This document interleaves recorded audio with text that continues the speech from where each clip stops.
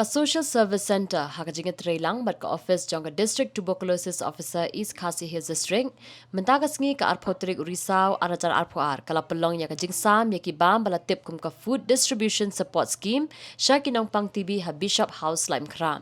Habakran hagani kasngi ka District TB Officer ka Dr. J. Kharwan Lang kalai thu ba ka jingtmu jong ka sarkar pedeng man plie ya ka Pradhan Mantri TB Mukti Bharat kalong man rat dingkhong ya ka Jingbam TB hapok kri India hapo usnam arajar arpusan. Ka Dr. J. Kharwan Lang kala ong bahaga jala kinongpang TB kilong kumba 1,000 batang ha East Khasi Hills kidon kumba 6,000 tam kiba pang TB man lausnem. Ka Dr. Kharwan Lang kalai thu baka jingtmu kalong man a jingada ya kitu kiba hayeng jong kitu kinongpang TB khnang bakin lain na ka jingya bin na kani ka jingpang. Ka Dr. Kharwan Lang kala weri kipat ba bakin wan shakmat na maria kani ka jingpang TB la ban penkot lada sumar hakapor ka babyang. Kala weru ya baro ban ya trailang khnang ban la ban rat dingkhong ya kani ka jingpang TB.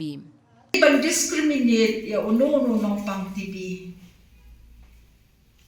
Ngimday ban ong te bapang TB to yak no kumta noda kamday kumta ngidey ban encourage namar dangim encourage u dani iben ya u long depress no u akachakaba unjem unumjem un perkhat ya kata ka jingpang jong u sangi hayeng hasem ro ngimday ban discriminate ya no ya u Nongpang ban ong ba ong penkiar ya u kata penkiar ya ka kata andai ngide ban ai ka mensin ya u Nongpang ba unjem kloy ba kidawai ro undi ba country kam hapok kam ben jong u ni hap li ra dur tu dur bai ni hap ra sdo si yeng Nongpang ni le iban pen poi lut kidawai sdo ki Nongpang haye ndai be ki wan center ki wan check up ngim ju kham sha ai ki to ka por ki wan check up ro mar ban expose thani ki Nongpang TB rim ko am ki o ko bet tin rei ila ki staff jangi ki dan keleng naman ngi kita ka whole district